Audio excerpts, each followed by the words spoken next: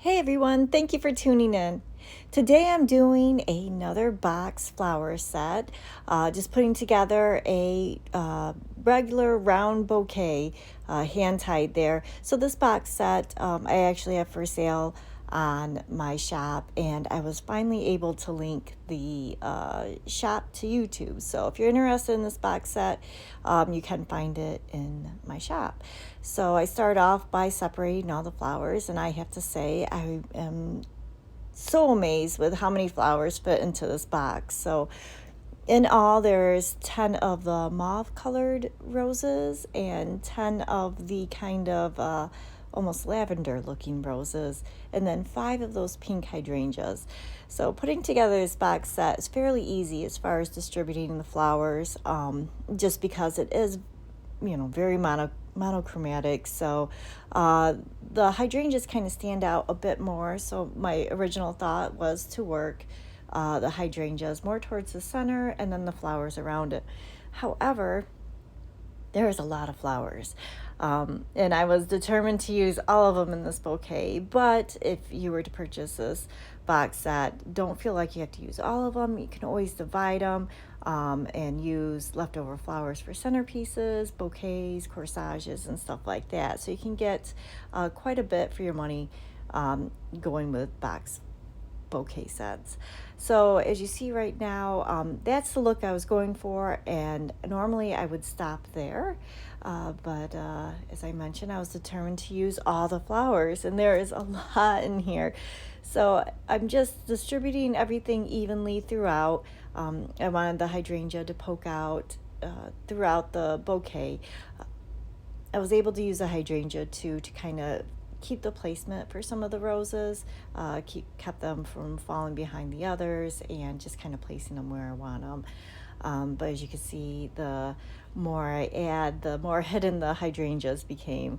So as mentioned before, I would just probably stop with maybe a dozen roses altogether, 6 of each colors, and then use all the hydrangeas in there if you do want that little bit of a lighter pink color to pop through. Always fluffing as I go along. I do like doing a collar of greenery around the base of the bouquet, which I wasn't too thrilled with the few leaves that the greens had given me, so I didn't use any greenery on this. What's nice about these box flower sets too is that the stems are very clean, so there's not a lot of mechanics to hide in the bottom. And there's the first sampling of what I did. As you can see, the hydrangea got very buried, and then I'm like, well, let me try it a different way.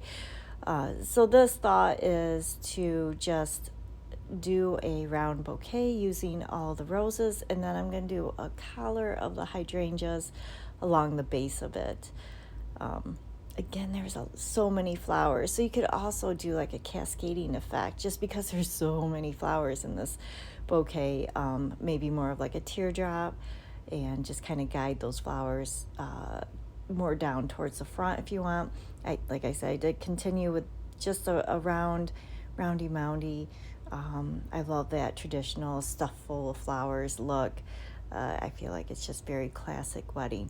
And also the texture of these flowers are really fun. So when you put them close together, kind of cramped almost into one mound there, it kind of makes a neat textured effect. This would be a very nice kind of classic romantic if you're doing maybe cream colored dresses or a taupe or something like that. That would be very pretty.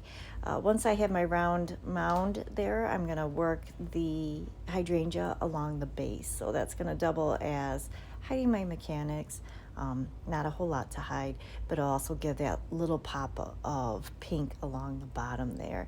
And then you can do like a nice ribbon treatment too, maybe a few loops along the bottom as well, and some streamers, and then wrap your handle. I'm going to do a shameless plug for Hobby Lobby. They do have a lot of fun stuff for wrapping handles with bouquet.